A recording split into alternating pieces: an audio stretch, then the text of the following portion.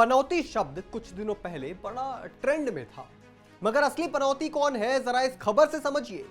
कल ही राहुल गांधी कश्मीर में लंबी लंबी हवाबाजी कर रहे थे। नौकरी दे दूंगा, विकास कर दूंगा, इंश्योरेंस करवा दूंगा। बहुत बढ़िया।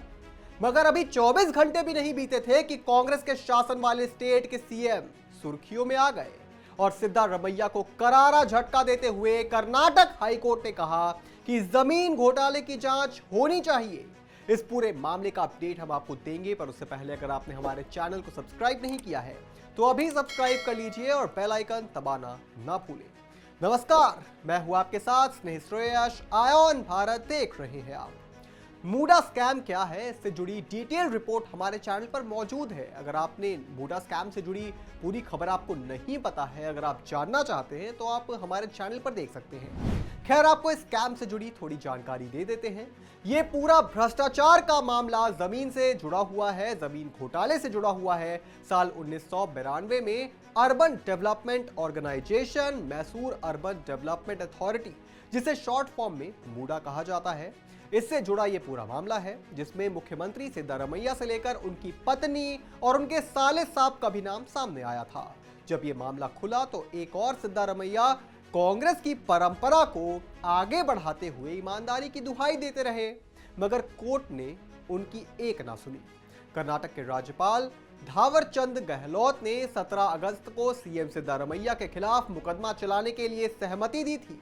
इसके बाद सीएम सिद्धारमैया ने राज्यपाल के आदेश को चुनौती देने वाली रिट याचिका को हाईकोर्ट में दाखिल किया था। हाईकोर्ट में जस्टिस एम नागप्रसन्ना की सिंगल जज की बेंच ने साफ कहा कि इस मामले की जांच जरूर होनी चाहिए और राज्यपाल स्वतंत्र निर्णय ले सकते हैं।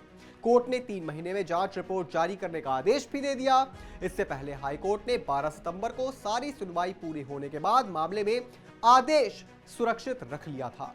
कोर्ट ने 19 अगस्त को अपने अंतरिम आदेश को भी आगे बढ़ा दिया था, जिसमें जनप्रतिनिधियों के लिए विशेष अदालत को निर्देश दिया गया था कि वह मामले में सिद्धारमैया के खिलाफ शिकायत की सुनवाई करे और याचिका के निपटारे तक अपनी कार्रवाई स्थगित रखे।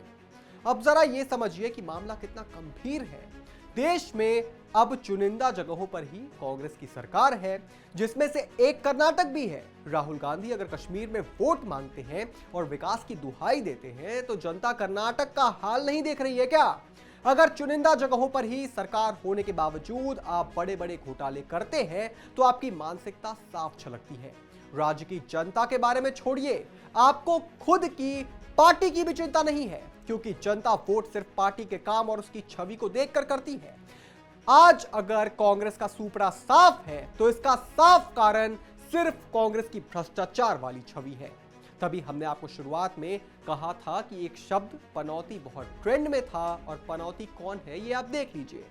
कल आप जनता से झूठे वादे कर रहे थे और आज आपकी पोल पट्टी खुल गई। और सबसे बड़ा सवाल है कि अगर आपने कुछ किया नहीं है तो आप कार्रवाई से बच क्यों रहे हैं? 2002 की बात आपको याद दिलाऊं, गुजरात दंगों की जांच करने के लिए जो एसआईटी गठित हुई थी, उसके प्रमुख आरके राघवन ने अपनी किताब में कहा था कि गुजरात के मुख्यमंत्री के रूप में नरेंद्र मोदी 9 घंटे लंबी पूछताछ के दौरान लगातार शांत थे और उन्होंने धैर्य रखा था। पूछे गए करीब 100 सवालों में से हर एक का उन्होंने जवाब दिया था। इस दौरान उन्होंने जांचकर्ताओं की एक कप चाय तक नहीं ली थी। और ये हम अपनी तरफ से नहीं बोल रहे हैं, खुद एसआईटी प्रमुख ने कहा है ये बात। ये होता है ईमानदारी का उदाहरण। उसी तरह अगर सिद्धारमैया ने भी कुछ नहीं किया है तो जाएं, जांच में सहयोग करें, सवालों के जवाब दें। मगर हम आपको दावे के साथ कह सकते हैं कि सिद्धारमैया और की ओर से इस जांच से बचने की पुरजोर कोशिश की जाने वाली है। इस पर आप क्या सोचते हैं दोस्तों? हमें कमेंट करके जरूर बताएं और भी तमाम बड़ी खबरों से जुड़े रहने के लिए आप देखते रहें आयोन भारत।